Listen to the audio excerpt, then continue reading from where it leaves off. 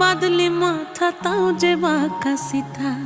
মেদিনীপুরে রায়না চিরন বাঁকুড়ার ওই ফিতা, আর যতন করে বাঁধলি মাথা তাও যে বাঁকা সিথা। পেছ পায়